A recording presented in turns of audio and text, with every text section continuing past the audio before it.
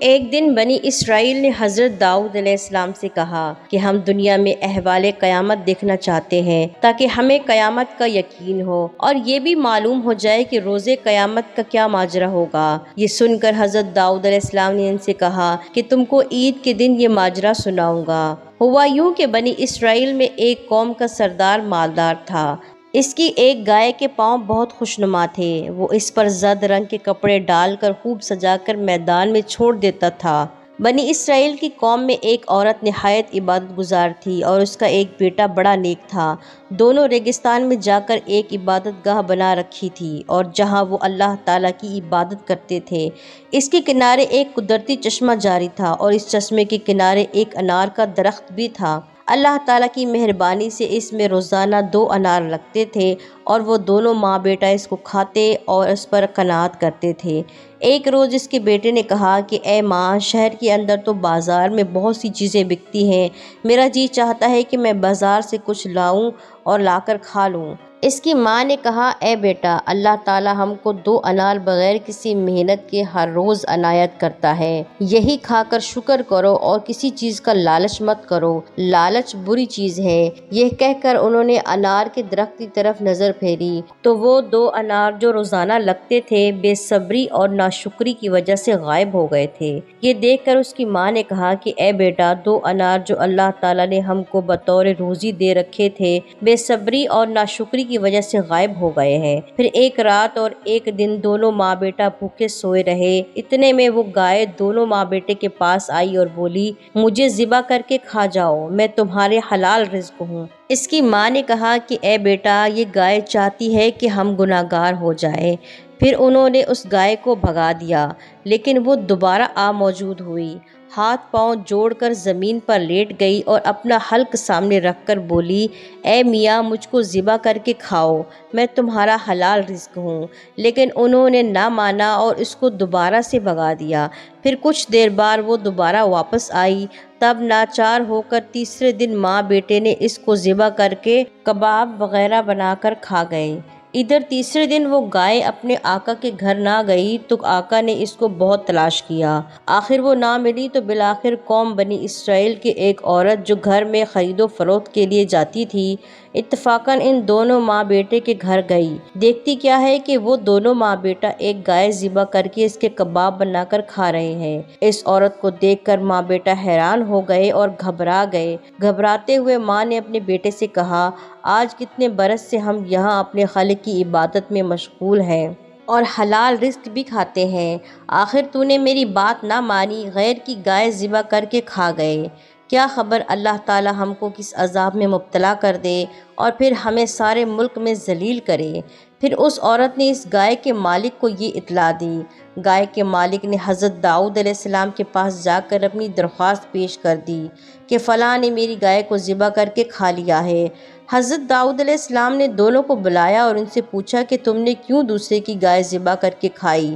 انہوں نے کہا کہ اے اللہ کے خلیفہ، وہ گائے 3 دن تک ہمارے دروازے پر آ کھڑی ہوتی تھی، بار بار ہانکتے ہوئے ہم سے کہتی تھی اور بولتی تھی کہ میں تمہارا حلال رزق ہوں، مجھے کھا جاؤ، مجھے ذبح کر لو۔ ہم لوگ 3 دن کے بھوکے تھے، اس کو ذبح کر کے کھا گئے۔ یہ بات سن کر اس گائے کے مالک نے کہا کہ تم جھوٹ کیوں بولتے ہو؟ گائے بیل کبھی بھی بات نہیں کرتے۔ حضرت داؤد علیہ السلام نے فرمایا کہ ہاں، وہ البتہ اللہ تعالیٰ کے حکم سے بات کر سکتی ہے۔ پھر گائے کے مالک نے دونوں ماں بیٹے سے قصاص طلب کیا۔ حضرت داؤد علیہ السلام نے فرمایا، اور اس کے بدلے ہم سے 1000 اشرفیہ لے لو۔ اس نے قصاص لینے پر ہی ضد کی۔ اتنے میں حضرت جبرائیل علیہ السلام تشریف لائے اور کہا، اے داؤد، بنی اسرائیل تجھ سے دنیا میں احوال قیامت دیکھنا چاہتے تھے، تم ان سے کہہ دو کہ کل عید کے دن میدان میں جا کر سب حاضر ہوں، وہاں احوال قیامت کو دیکھیں گے۔ وہ حاضر ہوئے اور حضرت داؤد علیہ السلام نے اپنے ممبر پر چڑھ کر کتاب زبور پڑھنے لگے۔ اس وقت حضرت جبرائیل علیہ السلام نے حضرت داؤد علیہ السلام سے کہا، اس گائے کے مالک سے پوچھو کہ وہ اس دن کو یاد کرے کہ جس دن ملک شام جاتے ہوئے فلاں سوداگر کے ساتھ وہ نوکر تھا جس کے پاس 500 بکریاں، اونٹ اور مال و اسباب تھے۔ تو نے اسے مار کر سب کچھ چھین لیا، اور پھر مصر میں جا کر اس کے مال و اسباب سے تو نے بہت نفع کمایا۔ اس کے بعد ملک شام چلا آیا، پھر اتنا مال و اسباب جمع کیا کہ یہاں تک کہ تو قوم بنی اسرائیل کا سردار بن گیا۔ جس کو تو نے مارا تھا وہ اس کی بیوی ہے اور اس کا یہ لڑکا ہے جو تیری گائے کو ذبح کر کے کھا گئے ہیں۔ اس وقت جتنا مال تیرے پاس موجود ہے یہ سب کچھ ان کا ہے۔ یہ بات سن کر حضرت داؤد علیہ السلام نے گائے کے مالک سے کہی تو اس نے اس بات سے انکار کیا اور اس نے کہا کہ میں نے کسی کا قتل نہیں کیا اور نہ ہی کسی کا مال چھینا ہے۔ یہ بات جس نے بھی کہی ہے جھوٹ کہا ہے۔ اس وقت اللہ تعالیٰ کے حکم سے اس کی زبان گونگی ہو گئی، ہاتھ پاؤں نے اس کی گواہی دی۔ اس کے ہاتھ نے کہا کہ یہ سچ ہے، میں نے اس سوداگر کو چھری سے ذبح کیا تھا اور اس کا اونٹ اور مال و اسباب لے لیا۔ اسی طرح اس کے تمام اعضاء نے گواہی دی۔ قوم بنی اسرائیل یہ حقیقت سن کر بہت حیران ہوئی۔ حضرت داؤد علیہ السلام نے کہا کہ مومنو، یہ حقیقت ہو گئی کہ حشر کے دن جس نے بھی کچھ نیک کام کیا اور جس نے برا کام کیا، قیامت میں اللہ تعالیٰ کے سامنے ظاہر ہوگا۔ ہاتھ پاؤں اس کی گواہی دیں گے جیسا کہ گائے کے مالک کے ہاتھ پاؤں گواہی دے رہے ہیں۔ وہ اس دن منہ سے کچھ نہ بول سکے گا۔ پھر حضرت داؤد علیہ السلام نے ان دونوں ماں بیٹے سے کہا کہ گائے کے مالک نے تمہارے باپ کو قتل کر کے تمہارا مال لوٹ لیا تھا۔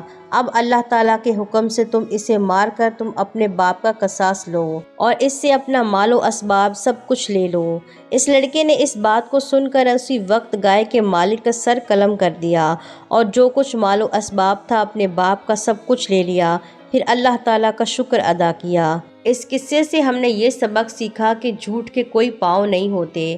آپ جتنا چاہیں کسی کا مال دبا لیں اور کھا لیں، ایک نہ ایک دن وہ ظاہر ہو کے رہتا ہے، اور جس دن وہ ظاہر ہوتا ہے آپ دنیا اور آخرت میں دونوں جگہ میں ذلیل ہو جاتے ہیں۔ تو کوشش یہی کریں، اگر کسی کے ساتھ آپ نے ناانصافی کی ہے، کسی کا مال کھایا ہے، تو موت سے پہلے توبہ کریں اور ان کا مال ان کو واپس کریں۔ اللہ پاک ہم سب کو نیک کام کرنے کی توفیق عطا فرمائے، آمین۔